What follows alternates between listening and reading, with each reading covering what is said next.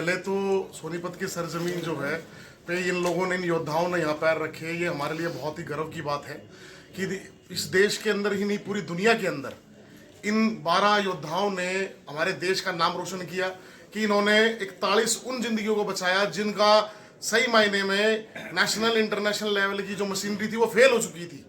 लेकिन इन लोगों ने लगातार अपना हौसला बनाए रखा। इन्होंने दिखाया कि हम लोग जो है हिंदू मुस्लिम सिख ईसाई किसी भी धर्म के नहीं है, हम सब के सब एक ही धर्म है, एक ही जाति हमारी कि हम भारतीय हैं। और हम देश पे जब भी कोई बात आएगी तो हम लोग एकजुट होकर लड़ेंगे और संघर्ष करेंगे। और यहाँ पे परिचय दिया इन लोगों ने। दूसरा, मैं सरकार से, हम दलित पिछड़ा शोषित आवाज मंच की तरफ से हम अपील भी करना चाहते हैं कि इनको कम से कम 50-50 लाख रुपए मुआवजा मिलना चाहिए और सरकारी नौकरी मिलनी चाहिए, ताकि इनको की जो काम इन्होंने किया है ये वास्तव में असराहनीय काम है। ऐसा काम जो वास्तव में कोई सोच भी नहीं सकता। जहां अमेरिका तक की मशीनरी फेल हो रही थी, वहां इन लोगों ने उन जिंदगियों को बचाया है। तो इनके लिए सरकार ने बिल्कुल सोचना चाहिए और इनके लिए 50-50 लाख रुपए मुआवजा के तौर पे प्रोत्साहन राशि और इनको सरकारी नौकरी दी जाए और भारत रत्न से भी इनको सम्मानित किया जाए। हम ये अपील करना चाहते हैं। देखिए, ये बिल्कुल सरकारों को देखना चाहिए, समझना चाहिए कि हमारे देश की जो मिट्टी है ना, वो हुनर को पैदा करती है। वो हुनर जो पूरी दुनिया के अंदर अपना नाम जो है, पूरे देश का, पूरी दुनिया का के अंदर अपने नाम का डंका बजाता है, चाहे किसी भी फील्ड में हो। आप देखिएगा हर फील्ड के अंदर भारत के नौजवान अपना परचम लहरा रहे हैं। और ये जो इन सभी मजदूर भाइयों ने भी जो करके दिखाया, ये दिखाया कि हमारी मिट्टी जो है एक हुनर पैदा करती है और उसको और अच्छी तालीम देने की बहुत जरूरत है, ताकि ये आगे से आगे इनके लिए रास्ते बने, इनके बच्चों के लिए, अगले आने वाली पीढ़ी के लिए ये रास्ते बन सके। हम सरकार से भी अपील करते हैं। मैं सोनीपत आया हूँ आज और यहाँ आके जो मेरा स्वागत हुआ है, मेरा और मेरे साथियों को इतनी प्रसन्नता, इतनी खुशी हो रही है कि क्या बताएं। इतना इज्जत, इतना प्यार मिल रहा है कि हम क्या बताएं, इस बारे में कुछ व्याख्या बहुत बता नहीं सकते। दूसरी बात, वहाँ पर कष्ट, मतलब दिक्कतें तो बहुत थी, लेकिन जो हमारे लड़कों ने दृढ़ निश्चय किया हुआ था कि उन लड़कों को लेके ही आना है, और मैं अपने लड़कों की बदौलत इन सभी से विजय पाया हूँ। तो आप इनसे पूछिए, ये गए थे सर। ये रेड माइनिंग मेथड पे काम होता है सर।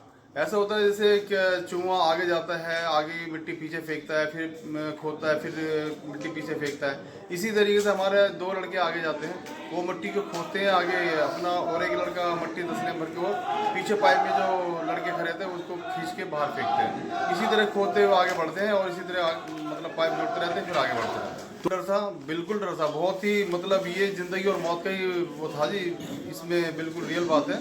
आप देखेंगे ऐसे भयावह स्थिति, एक तो टनल जो थी वो थोड़ी कच्ची थी, वो फाइनल थी, एक तो ऊपर से उसकी गिरने की संभावना, ऊपर से जब हम पाइप में घुस रहे हैं उसके जिस पर जो पहाड़ गिरा है उसकी भी नीचे गिरने की संभावना। लेकिन हमारे लड़कों ने बहुत मतलब दृढ़ निश्चय का और हिम्मत का परिचय दिया वहाँ पे।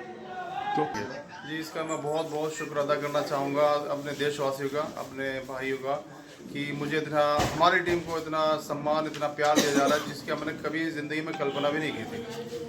सर आपको सर मुझे प्रोत्साहन के रूप में अभी 25,000 रुपये बीजेपी सांसद मनोज तिवारी जी आए थे और विजेंद्र सचदेवा जी आए थे, हमारी कॉलोनी में आए थे, वो हमें पुरस्कृत करके गए हैं। उन भी दे गए 5,000 कांग्रेस की जो आए थे कुछ नेता गण, उन भी दे के हमें गए हैं। तो आपकी सर हम चाहते हैं एक तो मजदूरों के लिए बेहतर व्यवस्था हो, उनके बच्चे अच्छे पढ़ जाएं, उनके रहने की व्यवस्था सही हो सर। और दूसरी बात, बस मजदूरों को सर क्या है, उनकी व्यवस्था सही होनी चाहिए सर। उनके डेली वेज बहुत कम है, उनको बढ़ाया जाए। आपका नाम? देखो, हमारे साथ तो हमारे पूरे भारत की दुआएं थी और हमारे बुजुर्गों की दुआएं थी, इस हमारे हम पहुंच गए वहाँ पे। और हमारे 41 जो भाई थे उनकी ज़िंदगी का सवाल था, क्योंकि हमारे आगे पीछे तो 2 बच्चे हैं, हमारा क्या जा रहा है, मगर उनके पीछे 200 फैमिली है 41 के पीछे।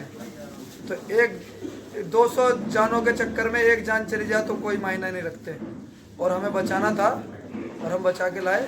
अल्लाह ने हमें हिम्मत और ताकत दी थी और हम ले आए उन्हें। कभी इतनी खुशी मिलती है, हम रो भी पड़ते हैं, और मैं इस मारे इमोशनल हो जाता हूँ। मैं नहीं चाहता आज इमोशनल हूँ।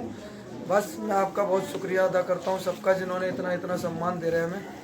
मेहरबानी आपकी। तो सरकार तो यही डिमांड है, जितने भी मेरे मजदूर भाई है भारत में, जितने भी वर्कर हैं, उनको अच्छा रोजगार दिया जाए, अच्छा ठीक ठाक सैलरी दी जाए, उन्हें कोई परेशानी ना है। कोई बच्चा बाप से कहे पापा मुझे 10 रुपए दे दो और वो दे ना पाए, तो वो मुझे अच्छा नहीं लग रहा आज के टाइम में। कोई बेटा 10 रुपए मांगता है, जब बाप बोलता है ना बेटे नहीं है, तो बाप बड़ा निराशा होता है और बेटा उदास होकर चले जाता है। आपका ये हमारा काम क्या होता है, ये जैक पुशिंग काम होता है। हमें तो मालूम ही नहीं रेड माइनिंग और ये क्या होती है। हम तो तुम्हारे मुँह से और मीडिया वालों ने हमें बनाया है कि ये हो तुम वो हो। कोई कहता है खोदा पार्टी, कोई खोदू पार्टी बता रहा है, कोई कुछ बता रहा है।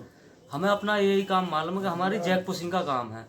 अब जाके हमने जब देखा था तो उसमें कोई मशीन फशीन जब फंसी हुई ही, तो हमें भी एक बार को ये लग रहा है कि कैसे होगा क्या होगा, क्योंकि हमने पहाड़ों में बहुत काम करा है, मिट्टी में काम करा है, लेकिन लोहे में और सरिये में काम हमने नहीं करा है, जो उसमें ज़्यादा से ज़्यादा थी। अब भाई मुन्ना भाई गए अंदर, जाके उन्होंने देखा, उन्होंने बताया हमें कि होगा, कटर वगैरह लेके जाओ काटो। उन्हें कटवाया निकलवाया। उसके बाद में पहला पाइप हमारा थोड़ा स्लो था, तो हम भी घबरा गए कि 36 घंटे का हमने टाइम लिया है, कैसे होगा। उसके बाद में ये हमारे इरशाद भाई ने हमें थोड़ी रनिंग दिखाई थी कि ऐसे नहीं इस तरीके से लो, उन्हें थोड़ा अनुभव ज़्यादा है, हमें उन्होंने रनिंग लगा के दी। उसके बाद में हमने बस 26 घंटे काम किया और अपने यही कुछ भी। अब तो सरकार को लेकर क्या डिमांड है, यही है कि अच्छी शिक्षा मिल जा। जो गाँव में हमारों में तो रोड भी टूटे फूटे हैं, कहीं स्कूल नहीं है, कहीं कुछ नहीं है, बस यही हो जा।